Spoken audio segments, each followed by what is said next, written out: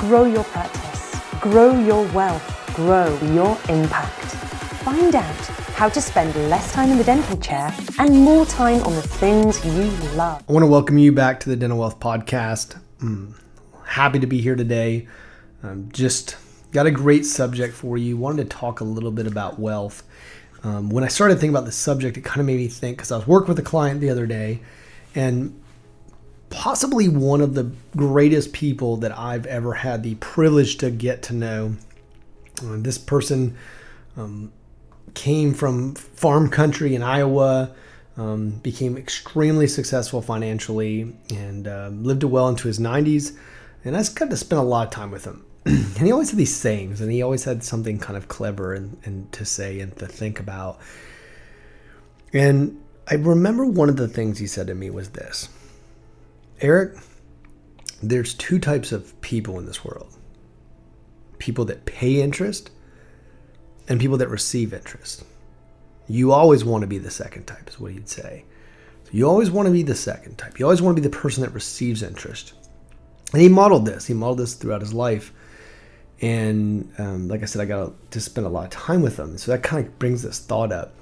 And the idea of passive cash flow and the idea of savings, and if you're going to create a life of wealth, and the ideas, so you've got to start saving. And I'm really big, if you spend any time listening to my content and the things I do, I really talk about investing back into your business. You definitely want to invest heavily back in your business. I mean, the dental practice, the return that a dental practice can have is so significant. And obviously, if you've read any of my material, you can see that that's true through the math. But I also want to make this point very clear. You are going to be taking money home, right? You are going to be taking money home. And in a lot of times, it's probably more than you probably should be taking home, but you are going to be taking a lot of money home. And so I would tell you this as a general rule: if somebody was going to ask me as a general, what should I do? As a general rule, no matter what happens, 10% of that money off the top, and it's really, you have to pay taxes first if you want to think about it. I've got to pay taxes. Once I've paid taxes, then what I need to do is I need to take 10%. I need to put that away. I need to lock that money away. The reason why is because expenses tend to rise to meet income. Very important thing to think through and write down. Expenses tend to rise to meet income. And it happens in a business, right? If your business goes from $1 million to $2 million, it can go from 500 to 600. Either way, you'll find that businesses eat cash. That's what they do. If you're not careful, they'll tend to eat a lot of cash. And so we've got to become really, really good with money. We've got to become good with cash. One of the things I often see when dental practices come to me is they don't have a lot of reserves. They don't have savings. And not only do they not have savings in their business, but they don't have savings personally. It's very, very important for you to save money personally. I would tell you that just right away, if you could do anything else in 2019, and if you're listening to this in another year, I think you should pick out wherever you're at and say, look, right now, at least 10% of everything that walks in my house should be put away, should be put in some type of a vehicle that's receiving interest, that's accumulating interest. That needs to happen immediately. And while I want to make sure you also reinvest heavily into your business because the return is so strong, I also need you to understand that you've got to be saving money and accumulating money. Here's the thing. Right now, the economy is doing well as I'm recording this, but it will go down again. And smart people, really, really smart people who get wealthy, get to capitalize on that opportunity. And all we have to do is go back and look at 2008, for example. And if you go back to 2008, you'll realize that, hey, the people who got wealthy were able to buy $1 million homes for $200,000. Stocks were at a complete, you could pick up Apple before it even split at $71 a share in 2009. I mean, there were so many things that you were able to buy at a discount, but you had to have cash.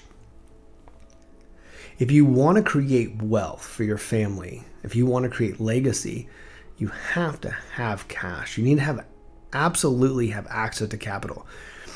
Write this down if you're taking notes, that the number one need of any business is access to capital. It's the number one need.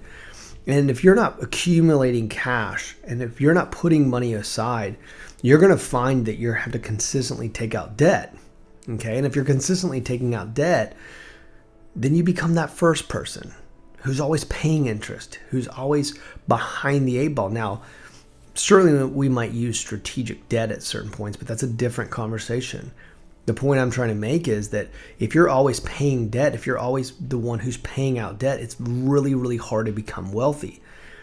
You've got to accumulate cash. You've got to put cash aside. And I would start definitely with my family and make sure my family had cash and available. And by the way, I'm not talking about putting it all in an investment account. You need access to that capital too. If you can't touch it for the next 20 to 30 years, I want you to think about that for a second. You have a business. You might have needs. Make sure you can get access to some of that capital or the vast majority of that capital. There's a lot of places to put it where you can have significant return and still have access to the capital. Now, if you think you're going to go ahead and spend it, and if you have access to it, you might just blow the money. Well, then, yeah, okay, that's fine. And maybe in future podcasts, I'll talk specifically where to put it. But I think you need to understand as you're listening to this to say, listen, I'm going to make a general rule that 10% of my money should be absolutely put aside. That no matter what happens, 10% of my money is being put aside. Now you think about that for a second. Now you say, well, Eric, I can't do that. If I can't do that, I can't do that and pay my bills. I can't do that and send my kids to school and do everything else I need to do and go on vacation. Then you are living outside your means, right? This is a Dental Wealth podcast. We're trying to create wealth. And I'm just here to tell you, if that's your case, then you're living outside of your means. If you do not have the ability to accumulate in any way, shape, or form for your family and protect them, then you're definitely living outside your means. Now, you can grow your revenues, right, to also assist in that problem, but I would tell you it's something to look at and say, am I living outside my means? And you might be. So as a general rule, I like the idea of at least putting 10%. Now, I say at least 10 because ideally, you want to get really, really good at this. I would probably be living off 70% of what I made. If you live off 70% of what you made, if you think about that for a minute, 10% should at least be going to giving. Now, if you depending on what your religious background is, you might believe, that 10% should go to the church. It might be that you believe it should go to your community. It might be that, but you should be giving. I will tell you this much. If you really want to create wealth, you'll find that the more you give, the more you get. That is a truth. When you see the power of your dollars to make an impact, you'll treat your dollars more seriously. I would tell you to take the time to make sure you're a good steward of money. And write that down. Be a good steward of money. Like I would tell you and encourage you to be a good steward of money, right? Money's like an energy. It flows, okay? So when it's in your hands, you want to be the best steward of money. So I would be taking some of that money and making an impact. And you say, well, Eric, I can't do that. Well, what point do you think you'll be able to do that? The idea is, well, Eric, if I go up another 500 grand in revenues this year, then I'll give. And I highly doubt that. I think you'll find that you'll start just spending more money, whether it be through the practice or buying a new piece of equipment or buying most dental practice investments. Even in the practice, the return is not quantified. So I want you to think about this. So the last piece of equipment you bought in your dental practice, tell me the ROI.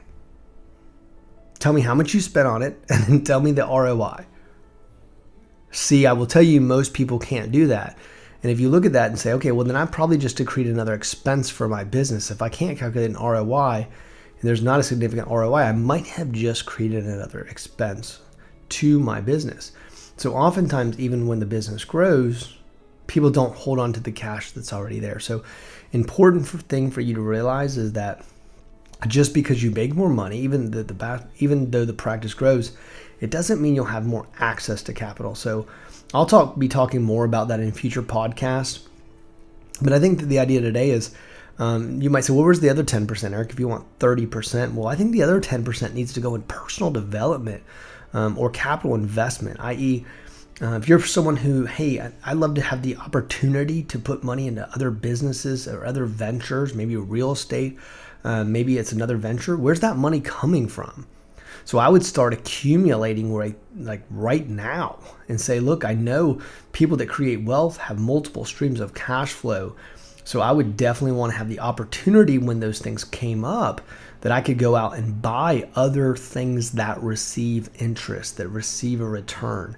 And so I definitely want to make sure that I have enough money to take advantage of those opportunities. Now think about this, when the economy goes down, and the economy will go down again, are you going to be in a position to then purchase those things on a discount? Now, I will tell you, people like me, we get excited when the economy goes down. I mean, the idea is right now things are all at a premium. If you want to go buy a building right now, you're buying supplies at a premium, right? Everything you're buying, stocks are at a premium, even though we've had some correction recently. So people like me get excited when the markets go down, right? You want to be that person who gets excited when there's a discount. But if you don't have any access to capital, you won't be the person who gets to take advantage when things are on sale. So put some money aside to make sure that you can take advantage. Write that down. Take advantage. Give yourself the opportunity and the ability to take advantage when the markets do change.